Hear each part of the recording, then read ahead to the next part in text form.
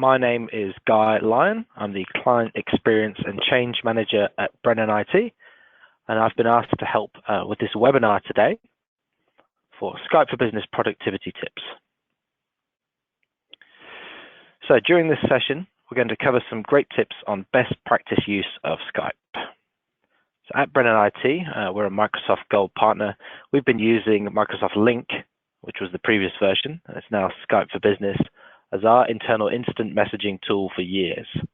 We've recently made this full switch to use Skype for Business to run all of our video conferences as well. So we are fully engaged with it. We believe it's a great tool for any organization to use, and hopefully some of this will show you why.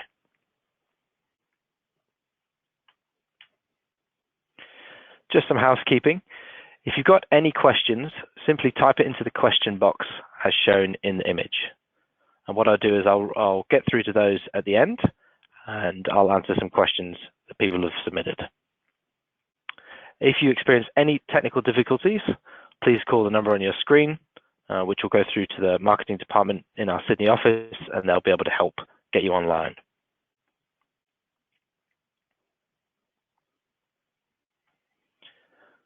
Just a quick look at the agenda for today. Just had the introduction. We're going to talk about how you maintain contacts in Skype, how you then create meetings straight from Outlook or from Skype, how you share your screen, look at meeting minutes and present documents, how you can record the visual and audio transcripts of your meetings. Some extra features available are starting a poll, have a Q&A session, and shared whiteboard. And then I'll revisit any questions that anybody has submitted on the tool at the end of the presentation.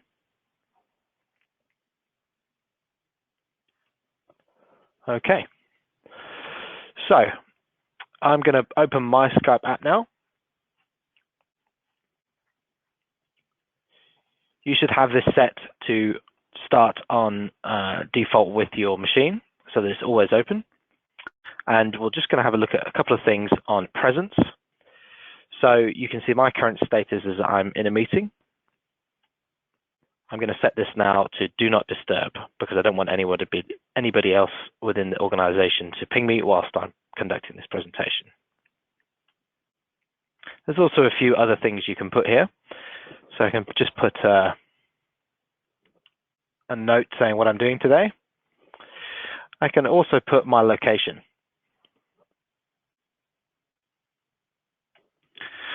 This is great because this will remember from the IP address that I've connected by my current location, so that when I reconnect here, it will show the same detail.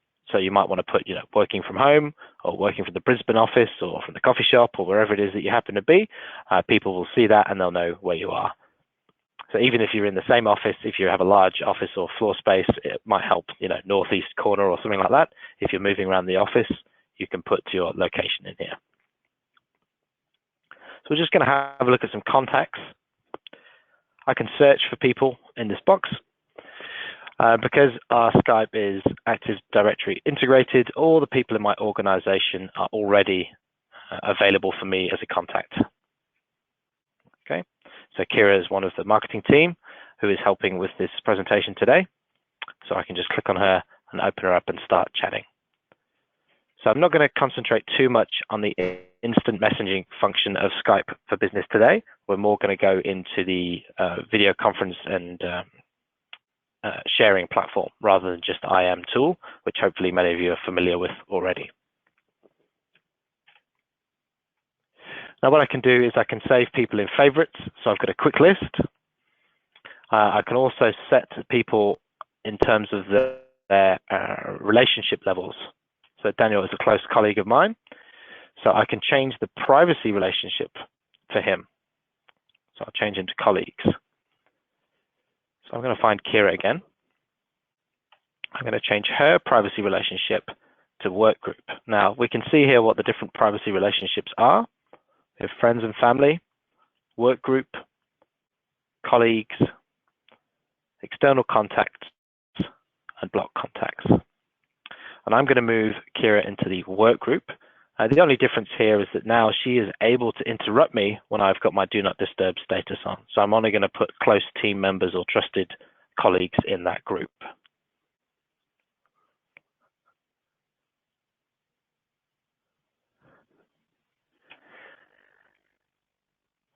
Okay, so I'm putting Kira in the workgroup group. So we can also add external parties to our Skype for Business. So on the right here, you see we've got a little add contact. So this is great. So I can add people in my organization. That's not really relevant for us because we've already got everyone added by default. I can add contacts not in my organization. So if you have vendors or clients who have Skype for Business or regular Skype, or indeed any other IM platform, you can add them here. So this is really useful for us. We do integrate with our clients so that our service managers can talk to our customers just as easily on Instant Messenger instead of having to resort to email or picking up the phone. Sometimes a question is best asked on Instant Messenger, especially if you're in meetings or something like that. Okay, the next thing I'm going to show you is how to start a Skype meeting. So we're going to do it like a Outlook meeting invite. So I'm just going to open my Outlook here. You can see when you're looking in Outlook that any people on an email or conversation are present and have the same present status as they would if you were looking at them through Skype. So if I want to talk to Kira from this platform because she's sent me this email, I can just click the message and it pops straight back up again. So what we're going to look at is how to start a Skype meeting from Outlook and how to book one. So I'm just going to go to meetings. And you can see at the top here, I've got two options. I've got new meeting and I've got new Skype meeting. So I'm just going to do the standard one, which most of you are going to be familiar with, which is just new meeting. Okay, when I've opened that, I have a button up here to make this meeting a Skype meeting. Okay, so this is what we've recently implemented at Brennan IT. And the big difference is now that you don't have to worry about booking a video conference bridge or an audio bridge or any other resources to hold the meeting over, because Skype creates a unique instance of your meeting every time. So still, of course, I need to book the people that I want to attend. So I'm going to invite Kira and Dahita. Now, when I click the Skype meeting button, you will see that it publishes the location as Skype meeting, and it also automatically inserts the things that people will need to join.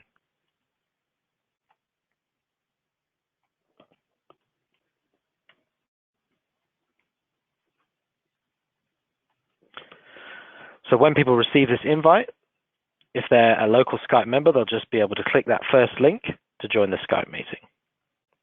If they don't have Skype, they can actually have a one-off web app, just like you've done with this webinar software, to join the meeting. Or, of course, they can just join by voice. And we've just put the 3 access codes for our 3 locations, which is Sydney, Brisbane, and Melbourne. But also you can find a local number. And then it gives you a one-off conference ID. So again, 6 months ago at Brennan IT, we had a number of voice bridges, and you had to be careful not to book the same voice bridge as somebody else. Same with the video bridges.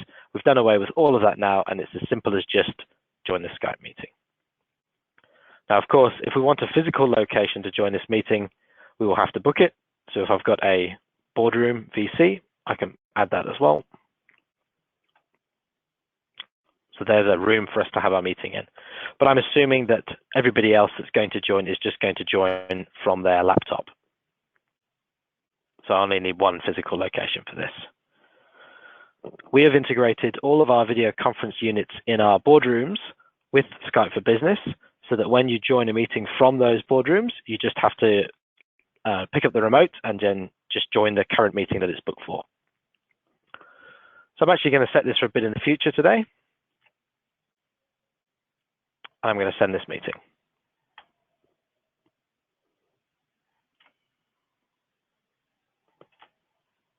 So we can see it's appeared in my calendar later on, test Skype meeting.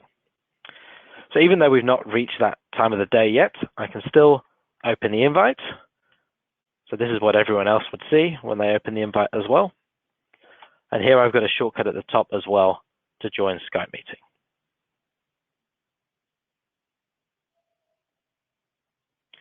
So I'm going to click that now.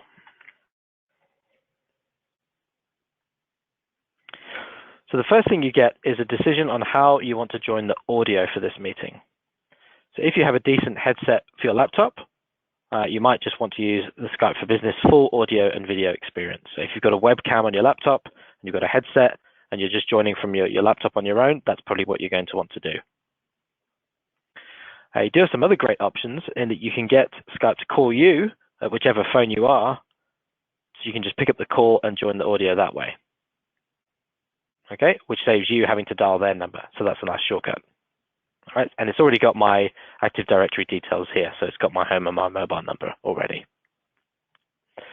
Or you've got an option not to join the audio. So perhaps if you're sitting in the meeting room with a bunch of other people, you just want to join the Skype meeting so that you have participation in the visual presentation part of it. You might not need to join the audio part.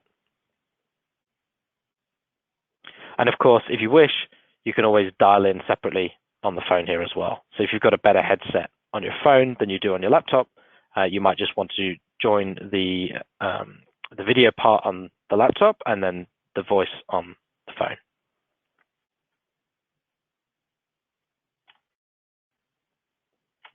So I'm going to choose don't join audio for this particular example.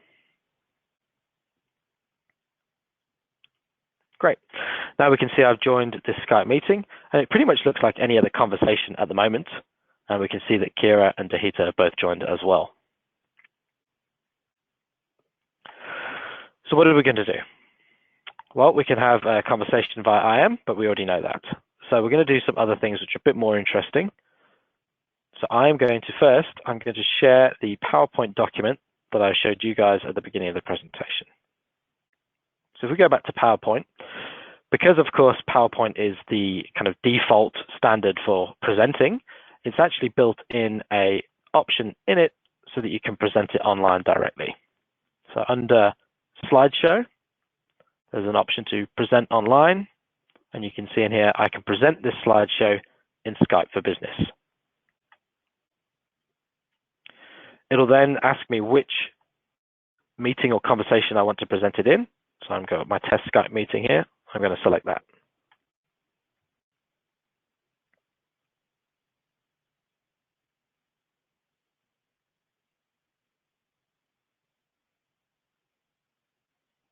And we can see it's just loading the presentation into the meeting.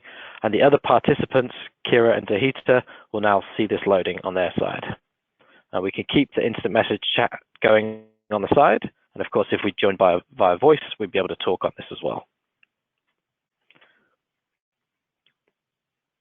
Okay, so that's embedded the presentation into the Skype for Business meeting. We can now skip through the slides in here. The reason why you might want to do the presentation through PowerPoint like we just saw is because I'm not presenting my screen. Okay, so there's no chance of me making any mistakes or anything like that in the Skype meeting.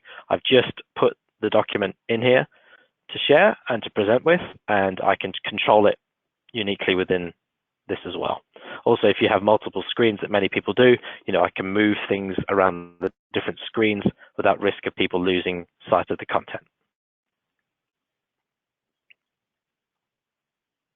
Great, so we can catch up to the same place that we're at. Okay, so if you're doing a large presentation with 10 to 20 attendees, something like that, this might be the way that you choose to present. What we find at Brennan IT, that we use it on a daily basis, is more on a 2 or 3 people joining a quick meeting to have a conversation and get something done.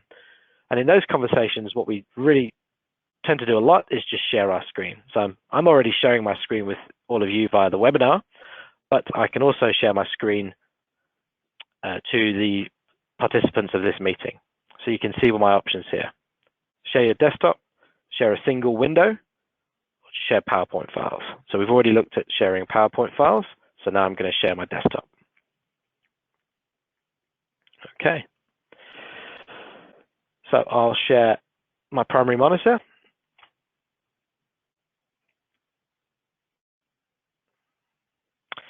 As you should be able to see, Skype wants to make it very clear to me that I am sharing the content on my screen with other people. So it creates an orange border around my screen. It has a hover list at the top here where I can choose to stop sharing. And it also shows in the Skype for Business window what I am sharing with the other attendees in this conference. So it's telling me very specifically people are seeing this. Okay. So what we can do now, this is a very useful platform if I want to share a problem that I'm having, some kind of collaboration with the users, if I want them to show me how to do something, or if I want to show them how to do something. And we find that we use this on a daily basis. Even if you're sitting in the same office as somebody else, it might actually be easier to do a screen share to walk someone through something, because you're both at your own desks with your other screens open and active, and with the necessary tools at your disposal, rather than leaning over someone's shoulder. What I can do is I can give control of my screen as well. So I can go here and I can give control to Kira. Just warns me again, you're about to share control. Okay, that's great. So Kira is now moving the mouse. I'm not touching it. But if she stops, then I can still take control back as well.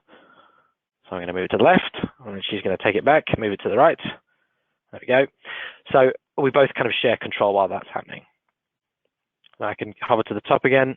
You can see that Kira has got control. So I'm just going to take that back. So a very useful function if you need to work through a problem together. As I said before, this is probably one of the most used things we do, especially when people are in disparate physical locations. This is really, really handy to quickly solve problems. The next thing I want to show you is how we could record the meeting. So we haven't got any video joiners on here. I will show you what that looks like. So I'm just going to click start my video.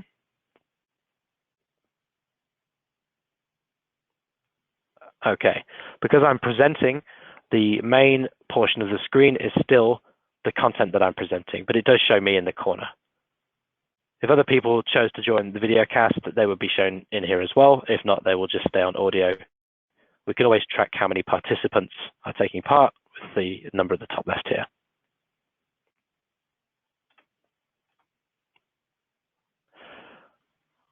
Turn my camera off for now. Okay, so the next thing you might want to do is record the meeting. The three dots at the bottom right,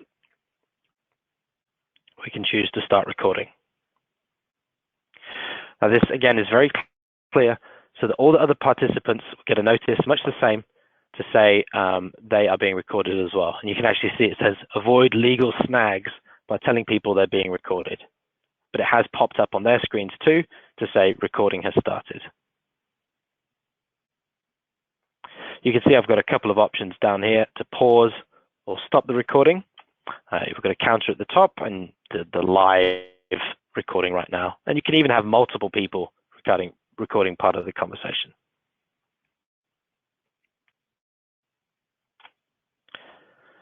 So that's fairly straightforward. I'm going to stop this recording. I can then go in here and manage recordings. That'll bring up another list of all my previous recordings. It saves them as MP4 videos so that everybody can easily access and share those after the fact.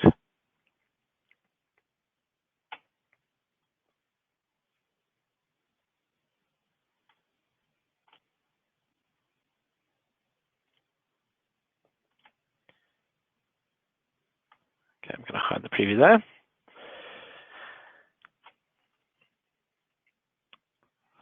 Okay, so the next part I'm going to show you is some of the cool functionality that Skype has added to make these meetings much more interactive. So just like the webinar dedicated software that we're using to conduct this, we can also have Q&A and polls and things like that done through Skype. But again, you're using all the same tool that's integrated with every other Microsoft product, so it's really great to have this functionality. Okay, so under the Present button, I have an option to show more. That pops up with three different things. So we'll just work through these quickly. So the first one is the whiteboard. And as it says, it's ready for everyone to fill it with their brilliance. I'm not much of an artist, so we'll see how we go with this. It gives you a very simple paint function. again, for people to collaborate and share on, and we can all draw on this together. So I'll get started. The other guys can also collaborate and draw on this whiteboard themselves. And we can do some simple annotations. We can insert pictures, look at more shape tools, stamp tools, etc. Okay, you can see while I'm over here, either Tahita or Kira is joining in as well. There we go. So again, this is a great tool because imagine trying to do this all together on one piece of paper. It'd be pretty hard to reach over each other's shoulders and all draw together. So if you've got like a network diagram, something like that, you could add that as an image in here, and then you could all annotate it together. I can do checks. Great, I like this. However, I'm not sure who this person over here was, so they're going to X. We can go from that. After the meeting, of course, you can copy and save, send to OneNote, whatever you want to do with the content of this whiteboard. As long as you keep the meeting going, even if you switch to other sharing items, it will keep the whiteboard until the meeting is closed. Okay, so it's pretty straightforward. I can select, I can grab items like that. So it's a powerful enough little tool to do what you need to do. So the next presentation item I'm going to show you is the polls.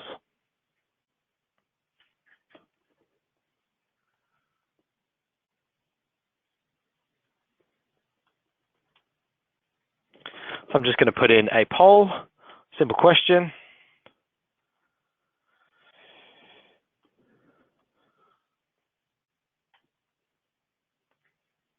Create that poll. That will ping everybody on the meeting for them to quickly respond and say, are they having fun? All right, 100% fun response rate. That's excellent work. So I've got 3 responses there, nothing in anyone else. So this is really going to be more relevant when you've got a very large group of attendees. Everybody else is on mute. You're not going to want 20 or 30 people trying to talk at once if you're trying to get a vote on something like that, especially if they're all in different locations. Even with the best video conferencing, you know, having people talking over each other is never easy. So hence the poll function can be really useful to just have a quick vote on a topic or gather some instant feedback like that. Once the poll's complete, we can save the results, we can clear the votes and start again, we can edit the poll. It's very flexible as to what you can do. Okay, I'm going to close this poll so there's no further votes available, no one can change their mind. I'm going to keep my having fun success, and I'm going to move on to the next item. So share, more, Q&A.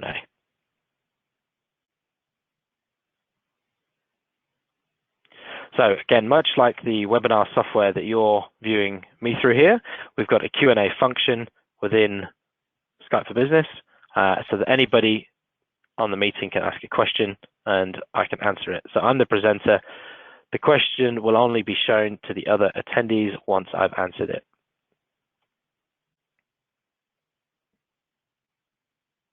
As you can see here, attendees can only ask questions. Kira says, Skype for Business any god?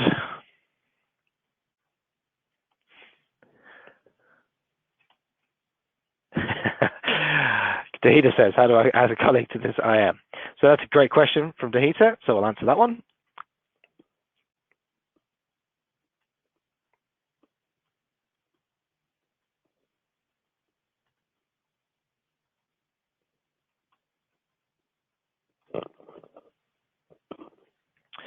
Okay, so I've answered that question now so that all the other attendees of the meeting can see the answer to that question. And it was a great question. So I've invited Kira and Tahita to this meeting. However, perhaps I forgot to invite somebody else, and we've realized that we need their input, even though I don't want to have to go back to Outlook and add them to the meeting invite or anything like that. We just need them to join for 5 minutes. So I can simply just go up here and add people. And of course, the great thing is I can see who's online. So let's see, Diraj, he's not online yet. Okay, well, I guess I'm not going to add him for now. But it would be as simple as that to add more people to the meeting. You do not have to go back and adjust the Outlook meeting invites.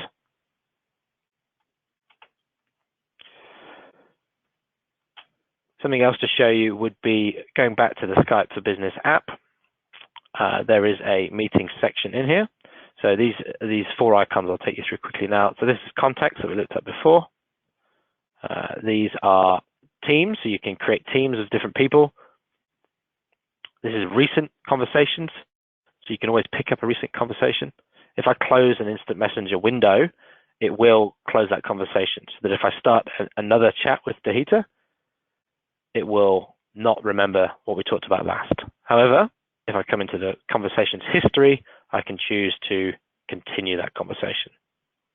So if you want to continue a conversation that broke off because somebody had to disconnect, or you had to shut down your PC, or it was just yesterday's conversation, you can come back and continue. I also find this quite useful if I'm looking for links that people have sent me over Skype. You can retrieve conversations from within Outlook as well. I'll show you how to do that too.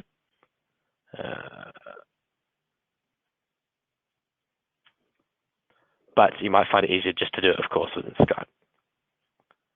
So if I right-click Dahita Skype here, I can do Find Previous Conversations. And that will actually open another window in Outlook, which will find every conversation that we've ever had if we want to refer back to it.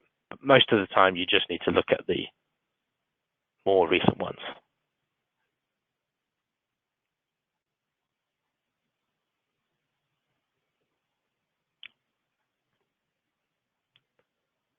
Okay.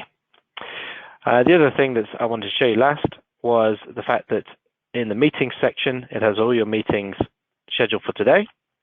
It also easily highlights any of those that are Skype meetings, so you can just join them from Skype. So you wouldn't even have to have your Outlook open in order to join this meeting that we've got scheduled for later. Well, I've already joined this one, of course. But you could also click Meet Now.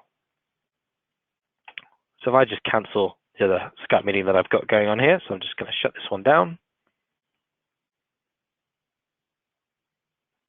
Okay, I can just click Meet Now. Same principles. I can choose whether to use the audio and video. I can have it call me. I can not join the audio. And I can just add people to my conversation as I need to.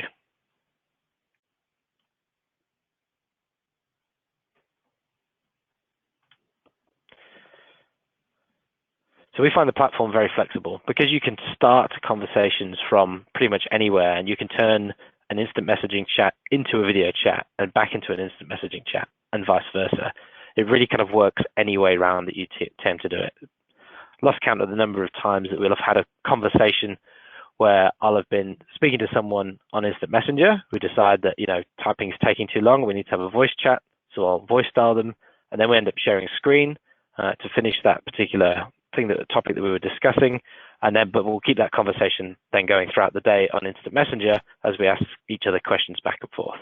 And of course, having all that ability in a single location is extremely helpful.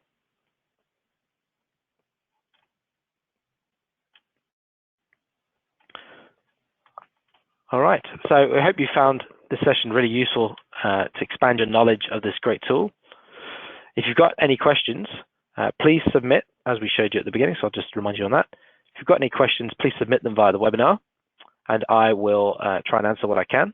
And if there's any that we can't, then we'll obviously respond to you after the meeting. We'll have a recording of this webinar sent to all attendees tomorrow, and then any other questions, you can just answer those emails if you have anything else that you need to know. All right, so I'm just watching the questions coming through.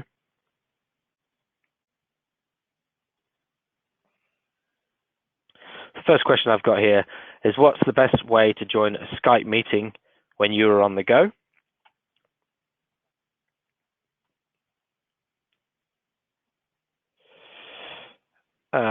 So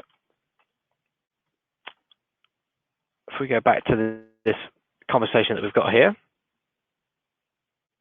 you can actually, when you exit the meeting, you can have it call you. So if you have to leave too early,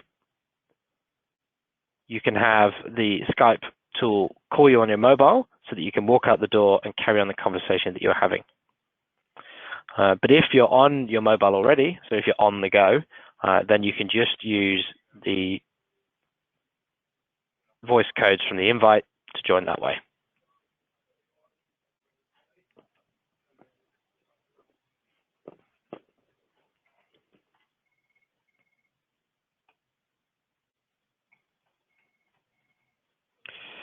The next question I've been asked is, what are the capabilities for webinars?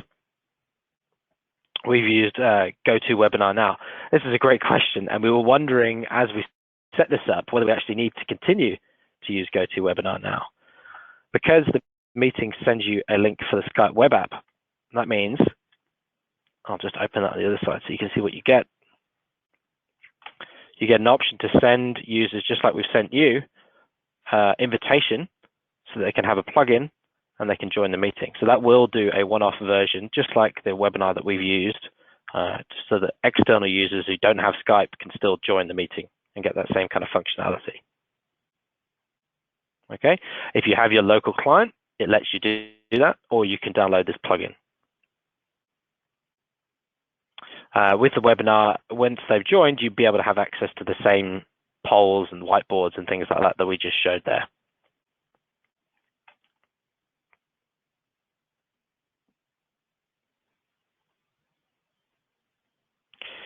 The next question I got asked, can we globally control or administer the Skype settings? So can we control what category certain contacts are in, or does each user have full access to all Skype settings? So at the moment, we leave it pretty open at Brennan IT. We're not that big an organization, so we do want everybody to have the capacity to see everybody else. From the contacts list, all my colleagues are default added in the colleagues list. So that's the, the system setting default, if you like. Everybody in the business is in the colleagues list. We can change that and we can administer it differently. If you wanted to separate people into groups so that some groups couldn't necessarily automatically talk to each other, you could do that as well.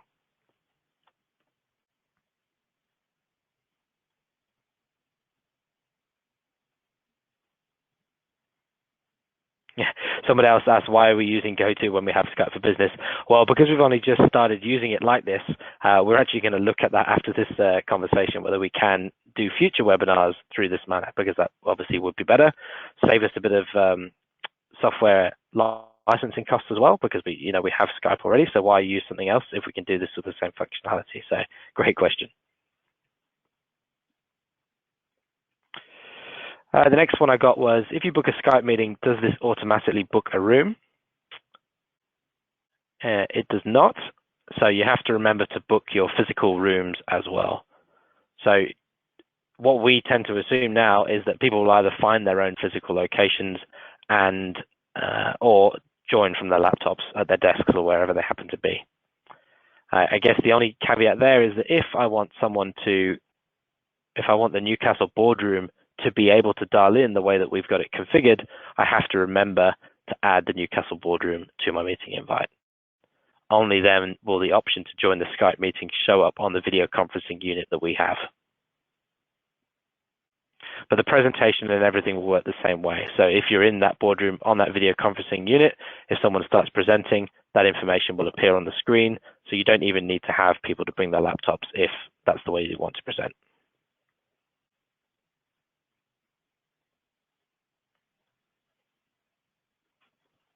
Next question we got was, does the Skype for Business app need credit stocked up so that Skype can call on mobiles and landlines?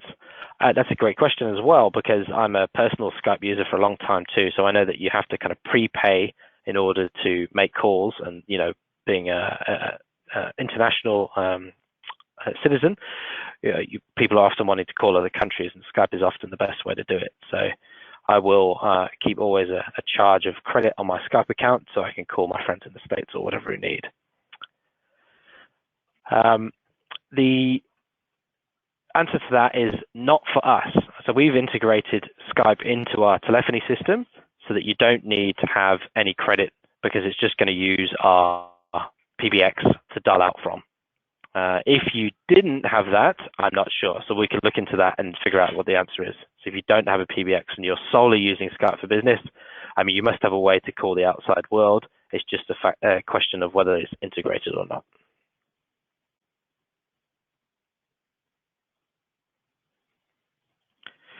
Next question was, do we need Microsoft 365?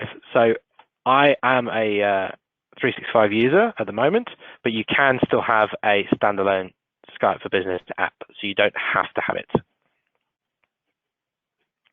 It is better to have it because it's then integrated across all your Microsoft products, which we find is the really helpful way that you can look at an email and start a conversation. So a very useful function is when someone sends you an email and you want to ask them a quick question, then just to right click on them and start the chat.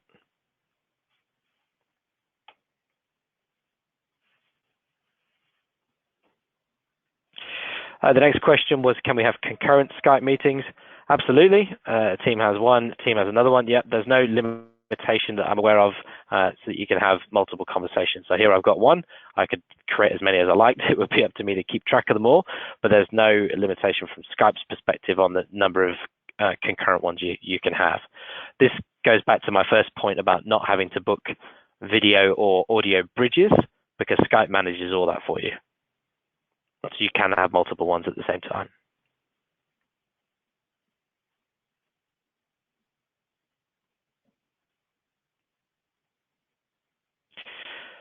The next question was, if the functionality is the same between the GoToWebinar software and Skype for Business, why are you moving towards Skype for Business?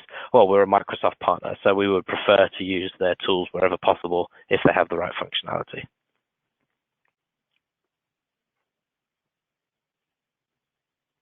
A similar question is, what's made us decide that Skype's better moving forward, that's not licensing, etc. So yeah, that's a fair point. There's a lot of other instant messaging tools that are out there, and I'm sure that many of you will have used some of them. We actually were a link user, so before it even was Skype for Business, we were using this particular tool set. So part of that is that it is ingrained in our organization. Everybody knows how to use it, which is obviously very handy, and the fact that it integrates really well with SharePoint. So we're also a SharePoint house in terms of a lot of documentation collaboration that we have will be on SharePoint. So the fact that you've got Outlook, you've got SharePoint, you've got Skype, and they all kind of work the same way. The presence is honored across all those different platforms. So it made sense for us to keep using Skype rather than move to any other kind.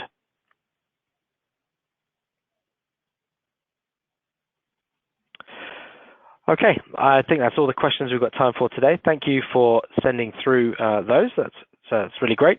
And thanks for your time listening to this Skype presentation. So what we'll do is, as we said, we'll follow up with a recording of the webinar. We hope you found this useful.